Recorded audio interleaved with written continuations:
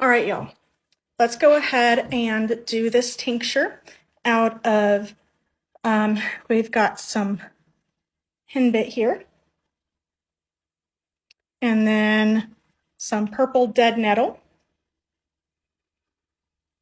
some Chickweed, and Dandelion flowers, okay? Now, first of all, excuse the mess. We are in a construction zone right now because we are having our kitchen remodeled and expanded. So let me show you the difference between the Henbit and the purple Dead Nettle because people tend to get them confused sometimes, but it's really easy to tell the difference. So let me go ahead and turn the camera around. I'm going to show you some different stages of the Henbit. One example is this one here. It has not started to flower yet. You can see the shape of the leaves here.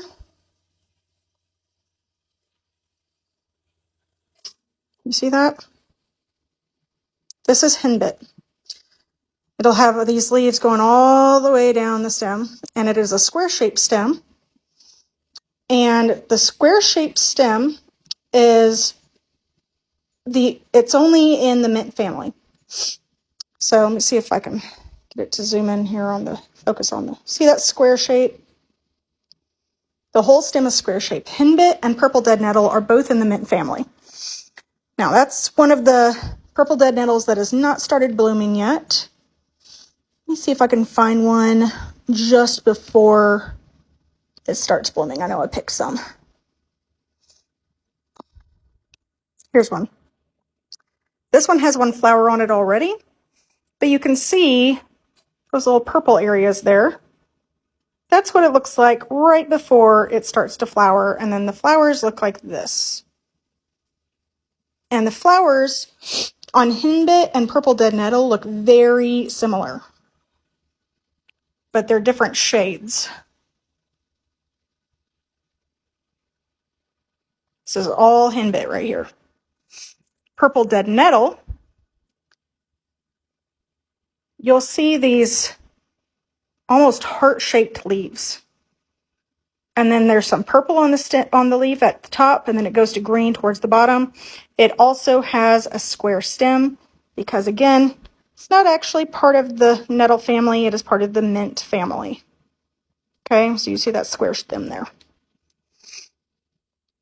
Chickweed.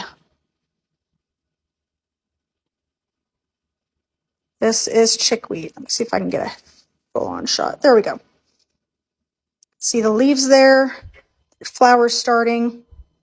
The flowers on chickweed are very small and light in color. They can be like a light blue to a white color. So you'll know that when you see it. It's pretty easy to tell it's chickweed. It grows in large bunches and spreads across the ground. And then, of course, I think everybody knows what dandelion flowers look like. I don't ever separate the green. Some people do. Some people just want the flower petals, but I keep all of that because the whole plant is good for you and it's all medicinal. I'm going to put all of this in a regular jar, and I'm going to use Old Crow Kentucky Straight Bourbon Whiskey. That is 80 proof. When you do a tincture, you want 80 proof or above. Vodka, whiskey, whatever alcohol you prefer, but it needs to be 80 proof to 100 proof. So I've just rinsed my plants here very well. Made sure there's no dirt on them. Always make sure you do that.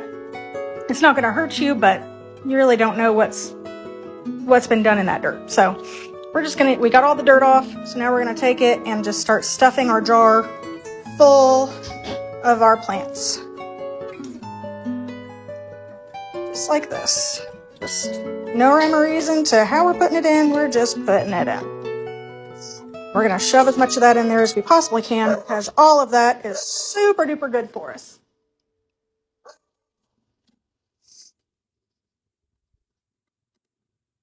Sorry if I'm in your way, Ron. Our contractor just walked. Okay.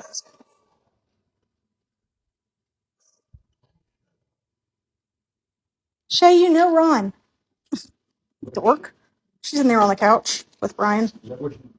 Yeah. Yep, she's over there on the couch. She's just really loud.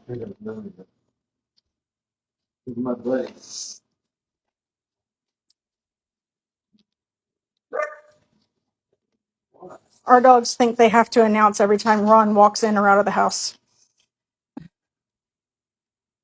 Okay, now that we've gotten that done, we're going to pour our whiskey. All right, so we're going to pour our bourbon in.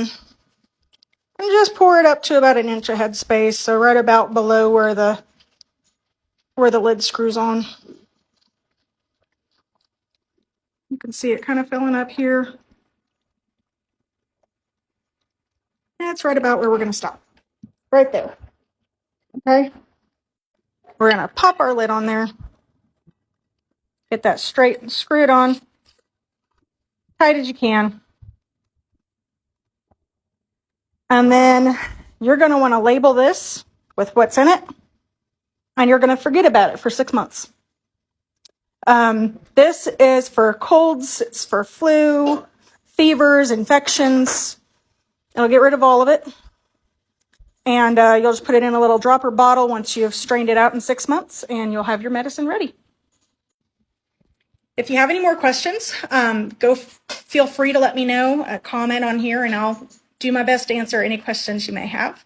But hope that answered some questions about how to make this tincture, and y'all stay healthy out there. One more thing before I forget. You're going to want to store this in a cool, dark place while it is absorbing all of the medicinal goodness in there, simply because the sunlight is going to mess with it and it's going to take out all those good properties. You don't want that happening.